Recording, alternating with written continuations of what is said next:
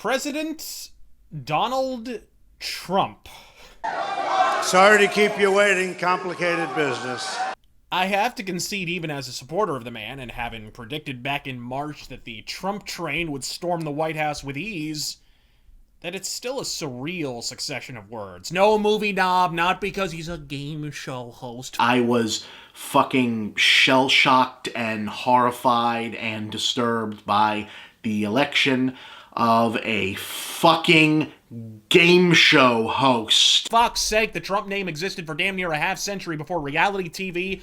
Never mind The Apprentice goddamn existed, and it was widely assumed he would one day run for president as well. We make it possible for them to sell their oil. Why aren't they paying us 25% of what they're making? It's a joke. This sounds like political presidential talk to me, and I know people have talked to you about whether or not you want to run. Would you ever?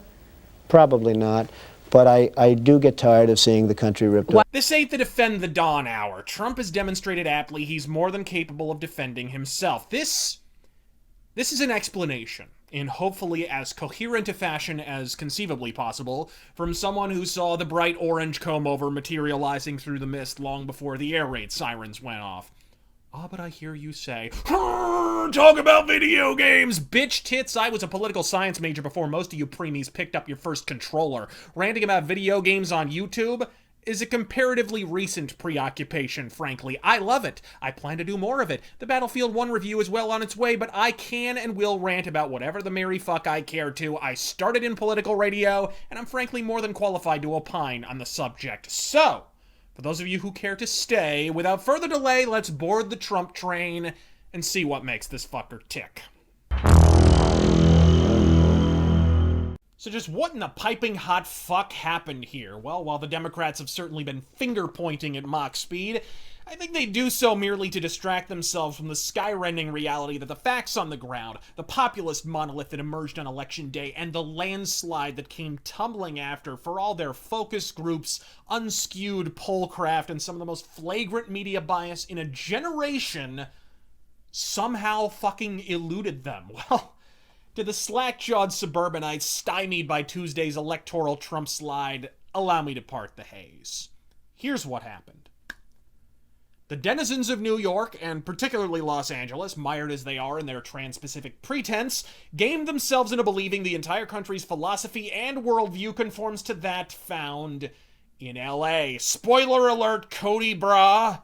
We don't. Not only does the world outside of LA not think like LA, if we're being perfectly honest, we don't even particularly care for it. From your polluted air to your increasingly shitty movies to the dishwater blonde supercilious slags that pass through your hopelessly polluted landmass on the biomimetic slip and slide from preschool to porn to the fact that there aren't 4 available inches on the entire Californian expanse that aren't racked by earthquakes on an hourly basis, or the fact that half your economy is funneled into the elections of neighboring states so you can supplant rightfully elected conservative officials and metastasize your pseudo-socialist electoral tumor in states that want not a fucking thing to do with you. You've dragged your lumpy leftist balls across the chin of every other sovereign state in the West Coast with such unerring abandon that at this point the whole California sinking into the sea trope is less a theory than a forlorn fucking hope, and the Trump election is in many ways the physical manifestation of such. I think I speak for the fucking most of us when I say that if I could have folded my Trump ballot into an origami middle finger and jammed it up Hillary's leathery ass,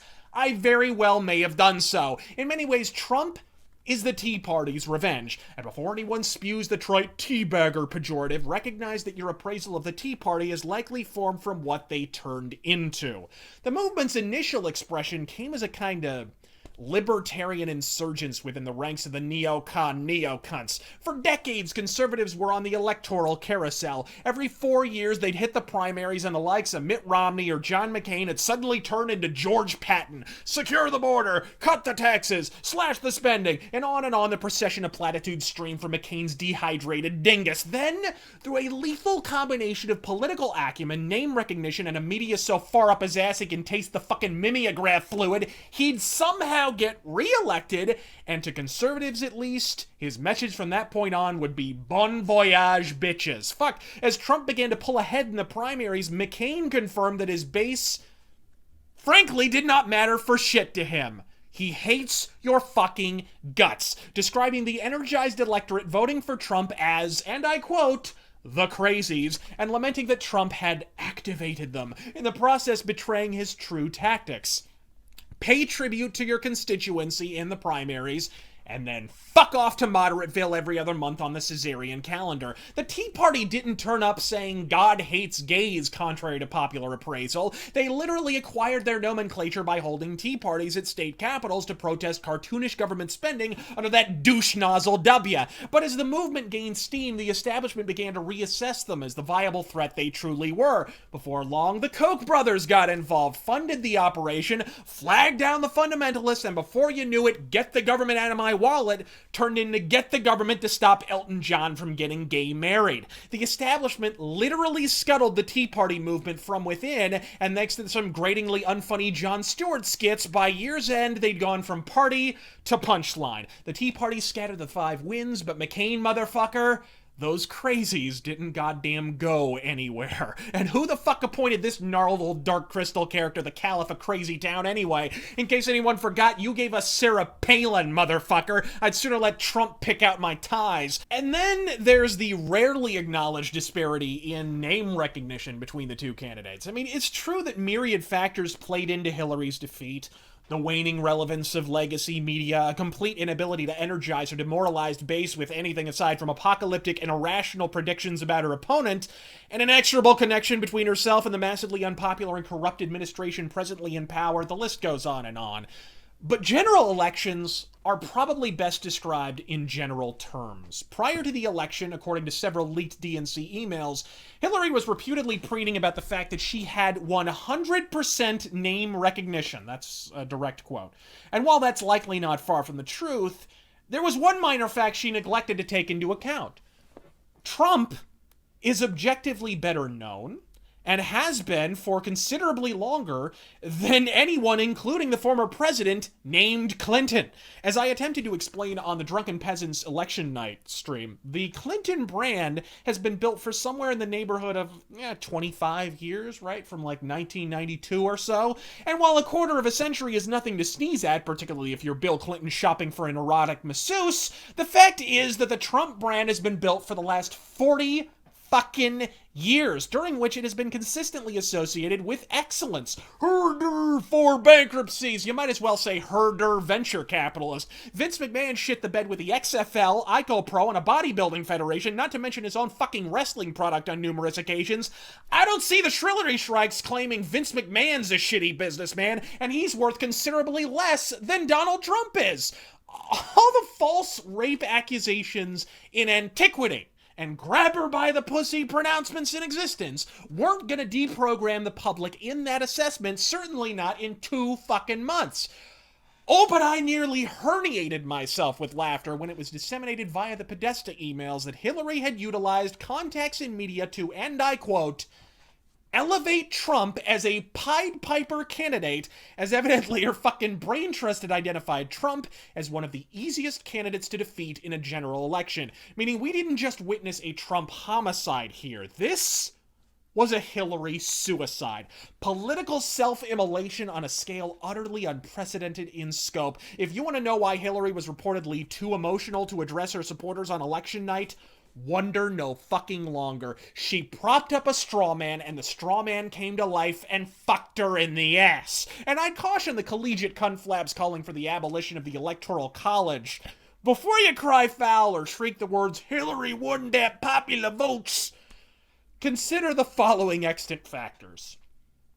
Hillary lost the electoral vote by the widest margin since Reagan, might I add, but thanks to the clown shoes knee-jerk leftism of LA and New York, it at least appeared she'd won the popular vote by at least a couple 100,000 votes. Not much in a general election.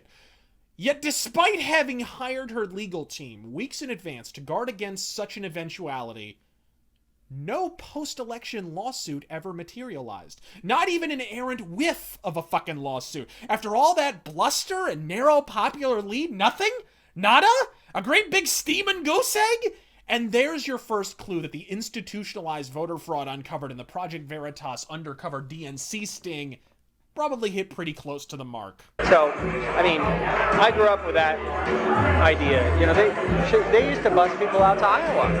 If we needed people out there, we used to bus people out to Iowa. You know what? We've been busing people in to deal with you fucking asshole for 50 years, and we're not going to stop now. And I assume you don't go off and tell these conversations to anybody. No. Because this is... No, absolutely. So... Hillary Clinton makes Mondale look like MacArthur. Hillary's loss is so complete she attempted to commit voter fraud on an institutional and unprecedented scale and got pounded in the pantsuited pooper regardless. This is why the lawsuit never materialized. She couldn't have any federal judge looking too closely at said voting results, or they would have thrown out millions of illegal ones, and she would have lost her fallacious popular vote win. And that would have, of course, taken the win not only out of the protesters' sails, but it would have taken a sledgehammer to what remains of her utterly obliterated legacy. And now I just want to... I want to tuck away the Razorfist character for a beat and speak to you just as a human being, if I may. I am well apprised of the fact that many of you are living in abject terror of this result. I know this for a fact. I don't agree with the reasons why you're afraid, but I can sympathize with it at a bare minimum.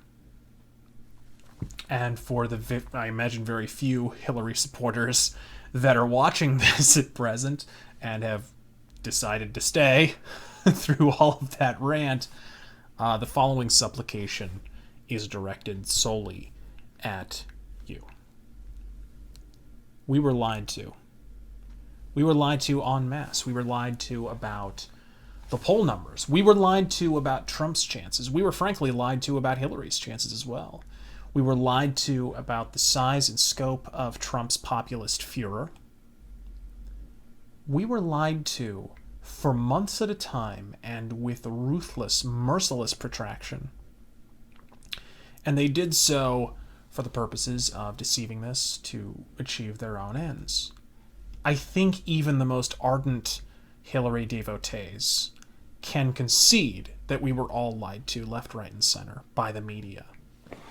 Accepting that premise, I ask only that you consider the possibility that you may have been lied to about Donald Trump and his positions and his apocalyptic nature as well. I don't say this to attack you. I actually speak from experience in this regard. I supported a different candidate in the primary. As many people know, you can see this from my Twitter from that period. And then, of course, that candidate dropped out of the race, and for a brief period, I seriously considered not participating in the election whatsoever. Then I encountered a series of 3 videos by a gentleman named Stefan Molyneux entitled The Untruth About Donald Trump. Whatever you feel about Donald Trump, whatever you feel about Stefan Molyneux, the content of this video is so immaculately sourced and impeccably researched, I would recommend it to everyone, including strident Trump supporters as well.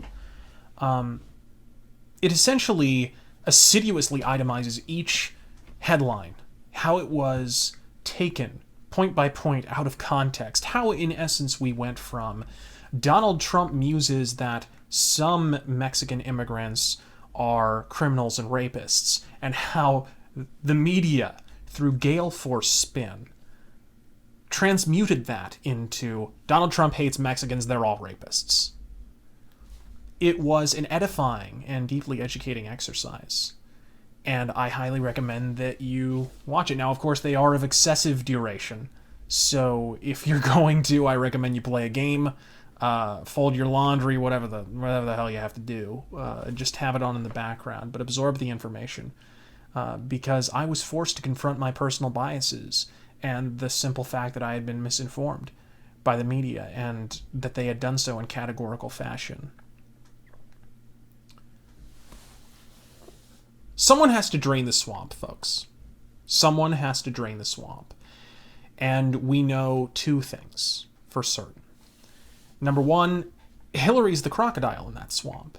She not only has no incentive to drain it, she has many active incentives to do precisely the opposite. And two, we know that Donald Trump, being from without the swamp and having taken none of the swamp keeper's money, at least he takes us, even if he doesn't succeed in his Herculean aim, he at least takes us from a flat no to a maybe.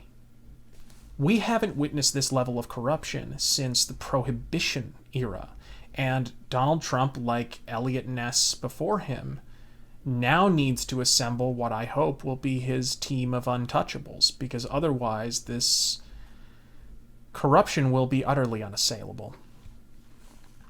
I'll leave you with this. We were lied to. Do not allow the media to play that card again. I thank you for listening to this, and for permitting me this out-of-character indulgence. Godspeed, folks.